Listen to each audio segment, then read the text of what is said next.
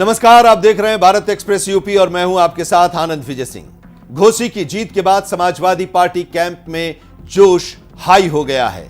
जो जीता वही सिकंदर, तो सब अखिलेश यादव का अब गुणगान करने लगे हैं। जीत के बाद अखिलेश यादव ने कहा है कि जीते तो एक विधायक हैं पर हारे कई दलों के भावी मंत्री हैं। उनका इशारा ओम प्रकाश राजभर और दारा सिंह चौहान की तरफ था। नाम तो उन्होंने इन दोनों नेताओं का नहीं लिया, लेकिन इशारा ही काफी है। समझने वाले तो समझ ही रहे हैं। कुछ महीनों पहले तक दोनों नेता अखिलेश यादव के गुट में थे, उनके कैंप में थे और उनकी कोर कमेटी के मेंबर हुआ करते थे। ओम प्रकाश राजभर तो पिछले साल अखिलेश यादव को मुख्यमंत्री बनाने की कस्में खाया करते थे, लेकिन इस चुनाव में उन्होंने अखिलेश यादव के लिए कहा था कि अगर सूद समेत नहीं लौटाया तो अपने असली मां बाप का बेटा नहीं। दारा सिंह चौहान तो समाजवादी पार्टी से विधायक चुने ही गए थे।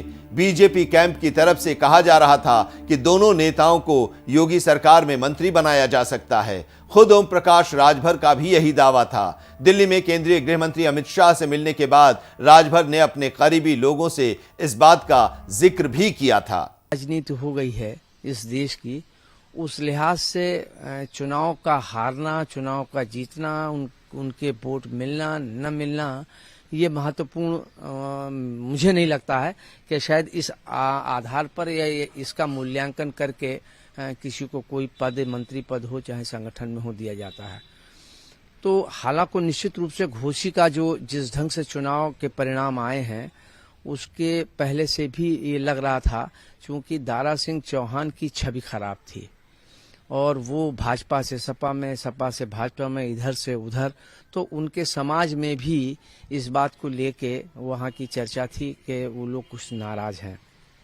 जहाँ तक ओम प्रकाश राजभर का सवाल है, तो ओम प्रकाश राजभर का कोई मूल्यों से, पिछड़ों से, गरीबों से, दलितों से कोई लेना देना नहीं रहा।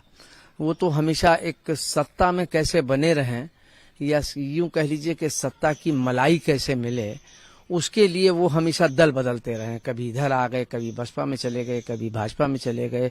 अब आप ये देखिए कि ओम प्रकाश राजभर ने जब भारतीय जनता पार्टी से हटे हैं, मंत्री पद छोड़ा है, तो उसके बाद प्रधानमंत्री को और योगी जी को, मुख्यमंत्री योगी जी को उन्होंने क्या नहीं कहा। मतलब कोई ऐसा शब्द बाकी नहीं रखा जो उन्होंने उनके अगेंस्ट न बोला हो। लेकिन ये वही फिर जो मैंने आपसे कहा उसको मैं जस्टिफाई कर रहा हूँ कि वो जो जातिगत समीकरणों का खेल है, उस लिहाज से फिर भाजपा ने उनको ले लिया। और अगर यहाँ मंत्रिमंडल में अगर इनको नहीं मिलता है तो ये फिर किनारा करके वो कहीं बसपा में चले जाएंगे या कोई फिर सपा में आ जाएंगे। तो अब राजनीतिक दलों का कोई ये नहीं रह गया कि ये इसकी योग्यता के आधार पर या समाज में या जनमानस में उसकी अच्छी छवि के आधार पर उसको मंत्रिमंडल में लिया जाता है। अब तो जातिगत समीकरण कहाँ फिट बैठते हैं। अगर आपका जातिगत समीकरण फिट बैठता है, आपका राज्य से कोई लेना देना नहीं, तो आपको ले लेंगे।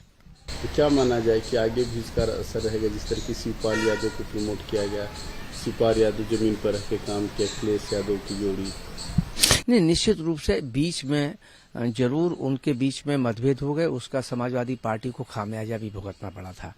इसमें कहीं कोई दो राय नहीं है कि मुलायम सिंह जी जब दिल्ली की राजनीति या देश की राजनीति करने लगे तो पिछले लगभग 2 दशक तक समाजवादी पार्टी के संगठन का, टिकट वितरण का और बाकी सारी चीजें शिवपाल सिंह ने ही, उनके विमर्श जरूर उनसे होता था, मुलायम सिंह जी से, या उनकी राय ली जाती थी, लेकिन वो सारे समीकरण वही बैठाते थे, चाहे वो जातिगत समीकरण हो, चाहे वो और समीकरण हो, वो दलों से को लेना हो न लेना हो, ये सारी चीजें। तो उन संगठन का और राजनीति का शिवपाल जी के पास वर्तमान समाजवादी पार्टी में उनसे ज्यादा अनुभव किसी के पास नहीं है।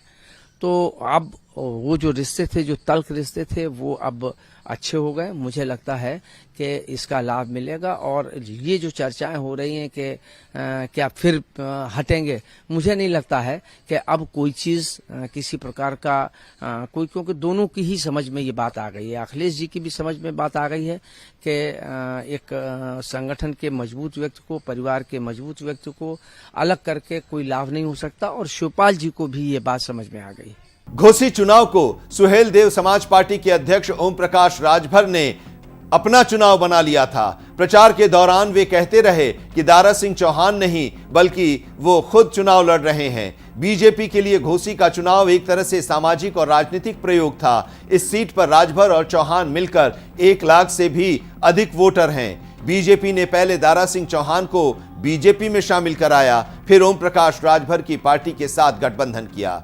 दिल्ली में प्रधानमंत्री नरेंद्र मोदी की एनडीए की बैठक में भी राजभर को बुलाया गया था। एनडीए प्रवक्ताओं की मीटिंग में उनके बेटे अरुण राजभर को भी बुलाया गया था। घोसी में चुनाव तो बीजेपी लड़ रही थी, पर चेहरा राजभर बन गए थे।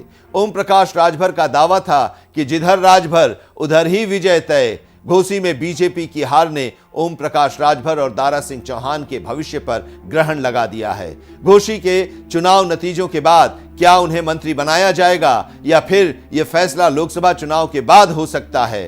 राजभर का सारा हिसाब किताब गड़बड़ हो गया है। वे तो ये उम्मीद लगाए बैठे थे कि घोसी का चुनाव होते ही उन्हें मंत्री पद की शपथ दिलाई जाएगी। बीजेपी के सहयोगी दलों के नेता पहले से योगी सरकार में कैबिनेट मंत्री हैं।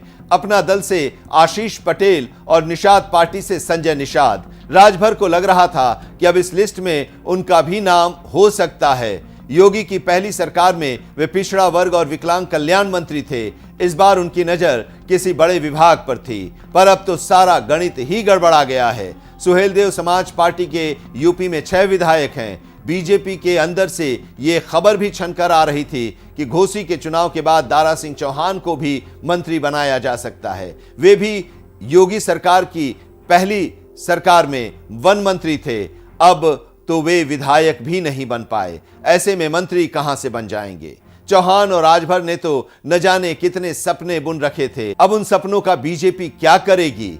चाचा शिवपाल और भतीजे अखिलेश यादव की जोड़ी ने चौहान और राजभर की जोड़ी का तो गेम ही बजा दिया।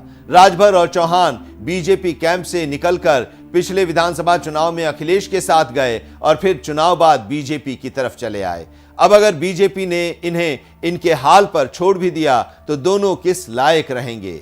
बस एक चुनाव ने दोनों को जमीन पर लाकर पटक दिया है।